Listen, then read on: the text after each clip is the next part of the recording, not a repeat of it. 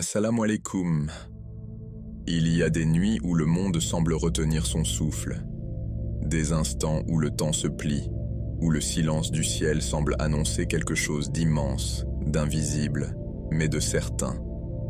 C'est dans ce genre de silence que commence notre histoire, une histoire qui parle du dernier héritier du temps, du signe caché que les prophètes ont murmuré, du dernier imam, celui dont la venue fermera le cercle du destin.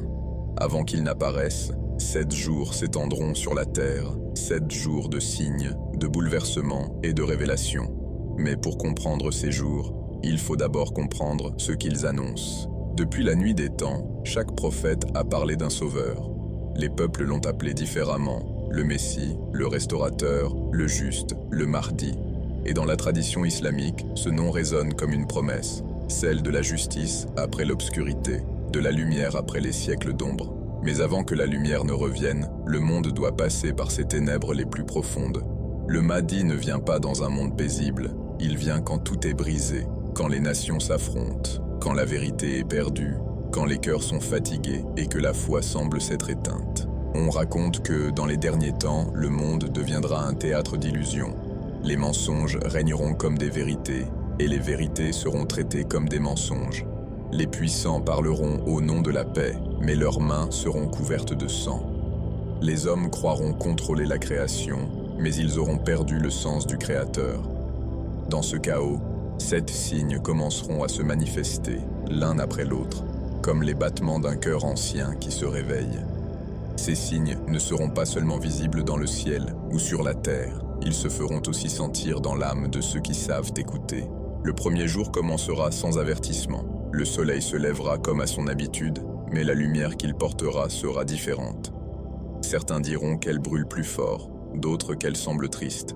C'est le jour du dérèglement des équilibres, quand la nature elle-même semble soupirer. Les océans se retirent plus loin que d'habitude, les vents changent de direction, et les animaux, comme s'ils percevaient quelque chose que l'homme a oublié, fuient les plaines et les montagnes. Ce premier jour marque le début de la rupture. Le monde entre dans une phase de préparation et les cœurs des croyants se mettent à battre plus fort sans savoir pourquoi. Le deuxième jour, les cieux parleront. Non pas avec des mots, mais avec des signes. Les étoiles sembleront s'éteindre et se rallumer, formant des constellations inconnues. Certains y verront des visions, d'autres des avertissements. Les érudits se disputeront, les sceptiques riront, mais ceux qui ont la foi comprendront que ce n'est pas le hasard. C'est le rappel d'un ordre supérieur, celui du monde invisible qui commence à s'ouvrir. Les anges, selon certaines traditions, se rassembleront dans les sphères célestes, préparant l'annonce d'un changement irréversible. Le troisième jour sera celui du son. Pas une explosion, pas un tonnerre, mais une vibration qui semble venir de la terre elle-même. Un son profond, presque vivant, qui fera trembler les montagnes et fera taire les villes. Certains tomberont à genoux, d'autres crieront que c'est la fin du monde, mais en vérité, c'est le monde qui se prépare à une renaissance. Ce son, disent certains textes mystiques, sera le souffle de l'ange Israfil, le premier murmure du corps qui annoncera le grand changement. Au 4e jour, l'humanité sera confrontée à elle-même. Les miroirs du monde se briseront, au sens spirituel. Tout ce que l'homme a construit sur le mensonge s'effondrera. Les illusions tomberont, les masques aussi. Les puissants perdront leur pouvoir, les arrogants leur voix, et les faibles se lèveront, inspirés par une force qu'ils ne comprennent pas. C'est le jour du dévoilement, quand le cœur humain devient le champ de bataille du bien et du mal. Ceux qui avaient gardé une lumière dans leur âme verront clairement, tandis que les autres se perdront dans leur propre obscurité. Puis viendra le 5e jour. Ce jour-là, le ciel versera un signe que personne ne pourra ignorer. Une lumière rouge sang se répandra à l'horizon. Certains diront que c'est un phénomène atmosphérique, d'autres parleront d'un châtiment. Mais dans les traditions anciennes, on dit que ce rouge est le reflet du deuil céleste, le deuil des anges pour ce que l'humanité a oublié. Ce jour est celui de la tristesse divine, de la compassion d'Allah pour un monde qui s'est égaré. Les cœurs sincères pleureront sans raison apparente, et les âmes sentiront un poids qu'elles ne pourront pas expliquer. Le 6e jour sera celui du silence, aucun vent, aucun bruit. Comme si la terre elle-même retenait son souffle. Les animaux se cacheront, les mers deviendront calmes, et les hommes, troublés, ne sauront plus s'ils doivent craindre ou espérer. C'est ce qu'on appelle le jour du voile, où le monde visible et le monde invisible se frôlent. Certains témoigneront d'événements étranges, des ombres qui bougent sans source, des voix dans les rêves, des sensations de présence. Les mystiques diront que c'est le moment où les anges descendent dans les terres, observant ceux qui ont encore la foi, choisissant ceux qui porteront le fardeau de la vérité, et enfin, le 7e jour. Le plus redouté et le plus espéré. Ce jour-là, les cieux s'ouvriront, non pas dans un fracas, mais dans une lumière d'une pureté insoutenable. Ce n'est pas encore la fin du monde, mais c'est la fin d'un cycle. Le voile entre les réalités se déchirera, et la voix du dernier héritier résonnera dans les cœurs de ceux qui attendaient. Certains ne le verront pas, mais sentiront sa présence, comme un frisson dans l'air, comme une force qui traverse le monde. Ce jour-là, le Mahdi sera manifesté, pas comme un roi ni comme un conquérant, mais comme un rappel vivant de la promesse divine. Selon les anciens savants, il viendra de la lignée du prophète. Son visage portera la douceur de la miséricorde et la rigueur de la justice. Il ne cherchera pas la guerre, mais la paix. Pourtant, la guerre viendra à lui. Le monde, plongé dans la confusion, refusera d'abord de le reconnaître. Les puissants le craindront, les injustes le combattront. Mais les cœurs sincères accourront vers lui, car en sa présence, les âmes se souviendront de quelque chose d'ancien, comme si elles l'avaient déjà connu avant même d'être nées. Les traditions racontent qu'à son apparition, une voix céleste se fera entendre au-dessus de la Kaaba. Voici le calife d'Allah sur terre. Cette voix sera entendue par tous, dans toutes les langues, et pourtant, beaucoup nieront ce qu'ils ont entendu. Ce sera le moment du grand discernement, entre ceux qui croient par le cœur et ceux qui ne croient que par les yeux. Car le Mahdi ne sera pas une figure politique, mais spirituelle. Il viendra rétablir la justice du cœur avant la justice du monde. À ce moment, les 7 jours se transformeront en 7 épreuves. Chaque jour, après son apparition, testera une partie de l'humanité. La foi, la patience, la vérité, le courage, la compassion, la loyauté, et enfin, la soumission à Allah. Et ceux qui résisteront à l'épreuve de la tromperie du faux Messie, le Dajjal, seront ceux dont le cœur a entendu le premier appel, avant même que les oreilles ne l'entendent. Certains récits anciens disent que pendant ces jours, le monde entier semblera suspendu. Les nations ne comprendront plus leur propre guerre, les systèmes s'effondreront, et la technologie elle-même semblera trahir l'homme. Les écrans se tairont, les voix électroniques disparaîtront, comme si tout ce que l'homme avait construit sans la bénédiction d'Allah retournait à la poussière. C'est dans ce silence que le Mahdi prononcera ses premiers mots. Des paroles qui ne seront pas seulement entendues, mais ressenties. Des paroles qui réveilleront la mémoire endormie de l'humanité. Et si, dans ce moment, chaque âme entendait son propre nom? Et si l'appel du Mahdi n'était pas une voix extérieure, mais une résonance intérieure gravée en nous depuis le commencement des temps? Car chaque prophète, chaque juste, chaque martyr a laissé une trace de cet appel. Et quand le Mahdi apparaîtra, cette trace se rallumera comme une flamme. Les justes sauront sans preuve, les croyants suivront sans hésitation, car la vérité ne se discute pas, elle se reconnaît. Alors, les 7 jours d'avant son apparition deviendront les 7 battements d'un cœur cosmique. Chaque jour résonnera dans l'univers comme une note d'un chant ancien, celui du retour de la justice divine. Le monde n'aura pas besoin de regarder le ciel pour savoir qu'il est là. Le monde le sentira, et quand le dernier jour s'achèvera, il ne restera qu'une question suspendue dans le silence des étoiles. Avons-nous attendu le Mahdi, ou était-il déjà là, parmi nous, attendant que nos cœurs s'ouvrent? Il y a des histoires que le monde n'a pas le droit d'oublier, et pourtant elles se perdent dans le bruit des siècles. Des histoires trop grandes pour être contenues dans les pages d'un livre, trop sacrées pour être confiées aux foules. Parmi elles, il y a celle des 7 jours qui suivent l'apparition du dernier imam, Al-Mahdi, alayhi salam. Ces jours ne sont pas des jours comme les autres. Ils sont le reflet d'un jugement, le passage d'une ère à une autre, l'ouverture du voile entre ce monde et ce qui se cache derrière. Le monde pensera d'abord que tout continue comme avant. Les marchés s'ouvriront, les écrans brilleront, les hommes travailleront encore, mais quelque chose dans l'air aura changé. le temps lui-même semblera ralenti. Ceux qui croient sentiront cette tension, ce frisson dans le silence du monde. Un écho lointain, comme si la terre elle-même attendait un souffle, une parole, un signe. Et ce signe viendra, non pas du ciel éclatant, mais du cœur de la terre sainte. La tradition rapporte que le Mahdi apparaîtra près de la Kaaba, à la Mecque, un soir où la foule sera rassemblée pour le pèlerinage. Le monde sera dans le chaos, guerre civile, effondrement des empires, confusion des religions. Les hommes chercheront des sauveurs dans les écrans et les armées, mais la vérité apparaîtra dans la simplicité d'un homme en prière. Le Mahdi ne portera pas de couronne, il ne réclamera pas le trône. Il se tiendra entre le ciel et la terre, un voile de lumière autour de lui, récitant les paroles du prophète. Celui qui me voit dans un rêve me voit en vérité, car Shaitan ne peut prendre mon apparence. Ce sera la première nuit du nouveau monde.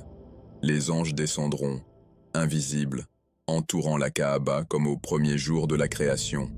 Leurs ailes toucheront la poussière, et l'air tremblera sous leurs prières. Un cri retentira, entendu de l'Orient à l'Occident. Voici le calife d'Allah, le successeur de Muhammad. Et ce cri, certains diront qu'il fut comme un tonnerre, d'autres qu'il résonna dans leur âme, divisera le monde. Car la vérité, lorsqu'elle se manifeste, ne laisse personne indifférent. Le premier jour après son apparition sera celui du serment. À la Mecque, 313 hommes et femmes viendront vers lui, guidés sans savoir comment. Certains voyageront des milliers de kilomètres, d'autres auront rêvé de lui la nuit précédente. Ils viendront sans drapeau, sans richesse, mais avec la certitude brûlante d'un appel. Ce sont les héritiers des compagnons de Badr, les âmes que Dieu a choisies avant même leur naissance pour ce moment précis. Leur foi sera pure, leur courage sans faille. Chacun d'eux portera dans son cœur la mémoire d'un engagement ancien, défendre la vérité, même quand le monde entier la renie. Ce jour-là, le Mahdi ne prononcera pas de discours grandiose. Il se tiendra simplement sur le marbre sacré et dira « Celui qui veut suivre le sentier de la justice, qu'il me donne la main ». Alors, un à un, les 313 viendront à lui, leurs yeux emplis de larmes. Le serment se fera dans le silence, sous le regard invisible des anges. Et pendant qu'ils jurent de fidélité, les vents du désert se lèveront, apportant avec eux le parfum du prophète, un parfum que nul n'avait senti depuis des siècles. Mais pendant que ces élus font leur serment, ailleurs, les puissants du monde s'agitent, les gouvernements tremblent, les satellites captent des phénomènes étranges autour de la Kaaba, des lumières, des perturbations, des sons qu'ils ne peuvent expliquer. Les médias parleront d'illusions, de phénomènes naturels, mais au fond d'eux, ils sentiront la peur, car le pouvoir qu'ils pensaient éternel commence à se fissurer. Ce jour-là, le Mahdi devient une menace pour tous ceux qui vivent du mensonge. Le deuxième jour sera celui de la révélation. À Médine, dans la mosquée du prophète, une lumière apparaîtra au-dessus du tombeau béni. Certains diront qu'ils ont vu une ombre se lever, d'autres qu'ils ont entendu un écho lointain d'un salut ancien. Assalamu alayka ya Mahdi. Le monde commencera à comprendre que quelque chose d'irréversible est en marche. Des érudits, longtemps divisés par les écoles et les dogmes, se réuniront en secret. Certains reconnaîtront les signes, d'autres refuseront d'y croire. Car accepter le Mahdi, c'est reconnaître que l'illusion moderne s'effondre, la domination humaine, la fausse liberté, la science sans âme. Pendant ce temps, le Mahdi restera silencieux. Il ne prendra pas le pouvoir, il enseignera. Il parlera de la justice comme d'une lumière intérieure, non comme d'une loi imposée. Il dira « La vérité ne conquiert pas, elle éclaire. Celui qui veut dominer au nom de Dieu a déjà perdu Dieu. » Ces paroles seront simples, mais chaque mot portera le poids d'un univers. Les cœurs purs pleureront, les orgueilleux riront. Et ainsi commencera la séparation entre ceux qui voient et ceux qui regardent sans voir. Le troisième jour, le monde changera. Des événements naturels bouleverseront les continents, des éclipses inhabituelles, des tremblements de terre, des tempêtes soudaines. Les astronomes parleront d'anomalies, les politiciens de coïncidences, mais les croyants sauront, la Terre réagit à la vérité. Ce n'est pas la fin, c'est la purification. Les forces invisibles qui maintiennent l'équilibre du monde se réalignent autour du nouveau calife. Ce jour marquera la fin du mensonge collectif. les systèmes financiers s'effondreront, les marchés perdront leur valeur, les monnaies cesseront de circuler. L'humanité sera forcée de regarder ce qu'elle a oublié, la dépendance à Allah et non à l'or. Le 4e jour sera celui du dévoilement. Le Mahdi appellera les savants, les penseurs, les hommes de foi et leur dira « Regardez ce que vos mains ont fait du monde ». Alors, sur les murs de la Mecque, apparaîtront des images de vérité, non des visions, mais des reflets de spirituel, les guerres, les injustices, les mensonges accumulés. Chacun verra la conséquence de ses actes. Ce ne sera ni magie ni miracle, mais un miroir divin. Certains tomberont à genoux, d'autres fuiront en criant. Car la lumière du Mahdi n'éclaire pas seulement le monde, elle révèle le cœur.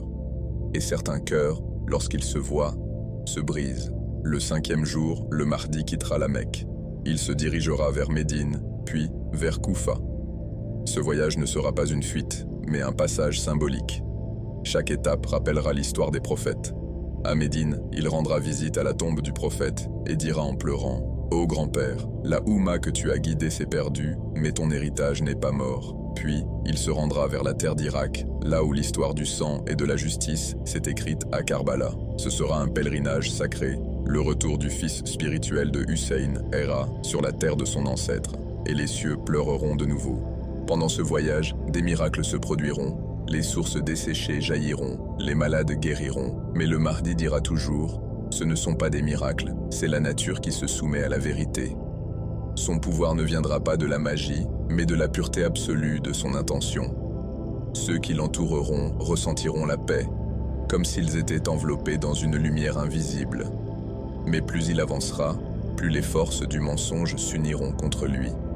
Les armées se prépareront, les médias le qualifieront de faux prophète, les gouvernements tenteront de l'éliminer. Le 6e jour sera celui du conflit invisible.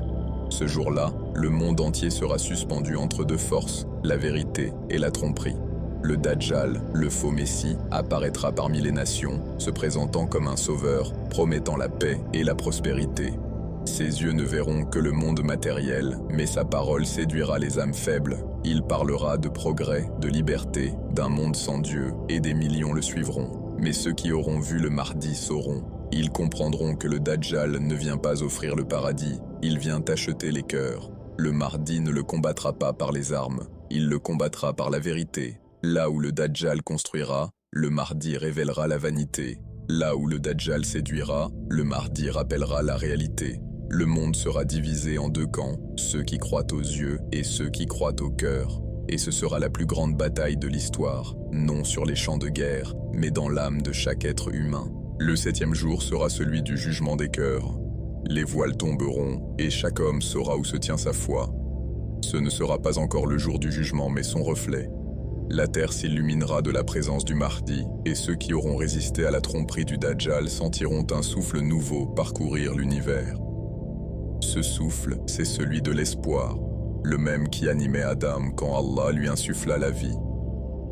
Le Mahdi regardera alors le ciel et dira « Ya Allah, la vérité est revenue sur terre, comme tu l'as promis. » Et dans ce moment, les anges descendront, leurs ailes couvrant l'horizon, chantant la gloire du Créateur. Les montagnes trembleront, non de peur, mais de soumission. Le monde entier sera silencieux, comme au premier jour de la création.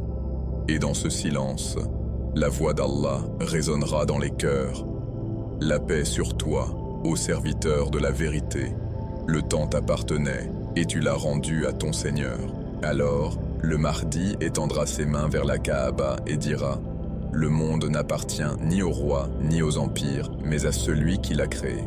Les peuples viendront vers lui, les nations déposeront leurs armes.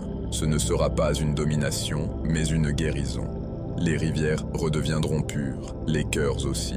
Le temps, pendant un instant, semblera s'arrêter, car la terre aura retrouvé son équilibre. Et peut-être, dans ce moment suspendu, les étoiles elles-mêmes souriront, car le cycle sera accompli. Le dernier imam aura réouvert la porte du commencement. Mais dans le silence du monde purifié, une question demeurera, comme un écho dans l'univers. Et si le Mahdi n'était pas venu pour changer le monde, mais pour rappeler à l'homme ce qu'il était avant de l'oublier?